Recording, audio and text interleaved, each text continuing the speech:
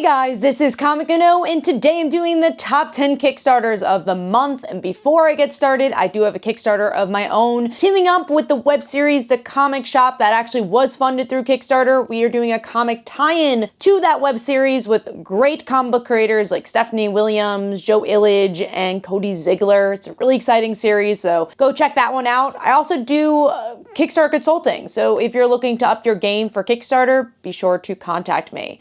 Now let's jump into some friend Kickstarters, and then we're gonna go into the top 10. First we have EVEL KNIEVEL by Rylend Grant. It's cool to see an IP that I honestly have not seen active in a really long time through a modern lens of Kickstarter be recreated, and I'm really excited to see what Rylend will do with this. I think he's the perfect person for an action-oriented, again, IP character. Up next is CHUTZPAH, a Jewish celebration in comics, exactly what it sounds like, Jewish creators coming together to tell stories about their heritage, and this is run by Daniel Calvin, so check that one out. We also have Dark Veil Arena issue 1. I could probably list a Patch Hand campaign every month. This one I was really excited about because Dark Veil is something that he's been building up for sure, and I like the idea of like female gladiators in this universe coming together, so I thought it was an interesting mixed match of genres here. And last but not least, White Ash Volume 1. If you have not been following White Ash, this is a perfect time to jump on. Charlie Stickney mixes modern and fantasy so well in this series, so go check it out. Again, a great jumping on point for a long-running Kickstarter series like White Ash and the king of Kickstarter, Charlie Stickney. Now let's get into the top 10, and number 10 for me is Stellar Remnant issue 1. It's about a delusion Sentai who discovers his long-lost partner is not only alive, but fighting for the enemy. I thought there was some interesting drama here. I'm also a fan of the Sentai genre with things like Power Rangers, and I like the art style. I thought it fit comic books, but also kind of had a manga style as well. So, you know, definitely hooked me in for that. Moving on to number 9, which is Tripwire from the Archive Volume 1 comics. If you guys didn't know, I comic journalist for a very long time. This is something that truly interests me to see interviews from the past, from the archives, now getting in print through Kickstarter.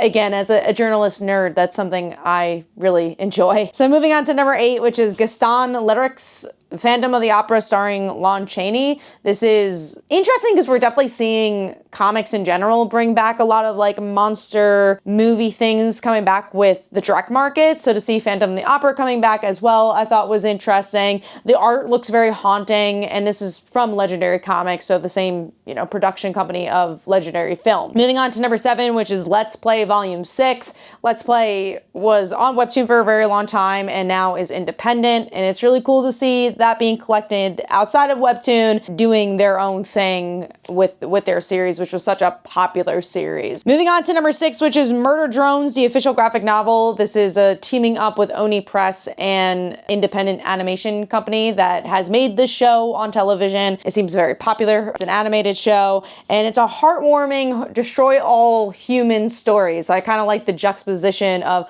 heartwarming and destroying humans. I want to see what that's all about. And the animation looks really cutesy, but also like Invader Zim-esque, so I like the difference there with the animation. Moving on to number 5, which is Bound Volume 1, and this is Ghost in the Shell meets Lovecraft. Thought that was a really interesting premise as well. I really liked the manga style for the art here. I thought it was creepy, and I'm really curious to see how these two genres are gonna come together. Moving on to number 4, which is Midnight Tiger EVEL issue 1. This is the return of a series I've seen for a very long time in indie comic spaces, and it's really cool to see them redeveloping this project. It's about a black superhero. The artwork was really fun, and again, it's cool to see an indie staple reinventing itself all these years later. Moving on to number 3, which is The Ecstasy of Jenny D. This is a Bridgerton story about queer longing, which I thought was really interesting, especially in this Bridgerton time. I really like the art style as well. I think it fits the tone of the Bridgerton storytelling they're trying to go for. Moving on to number 2, which is The Art of Star Wars: A New Hope, the manga. These type of projects really allow for more people to figure out what Kickstarter is. To have a Star Wars property on Kickstarter is crazy. To have that in a manga style, I thought was really cool. Again, to just bring a completely different audience to the platform and hopefully stay on the platform to check out even,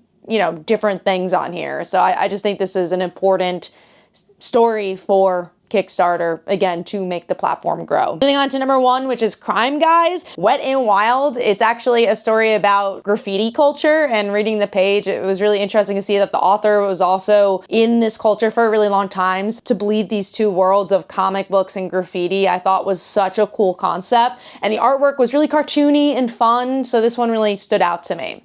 Let me know in the comments below, what are your favorite Kickstarters of the month? This is Comic Uno, and I'll see you guys in the next one. Bye.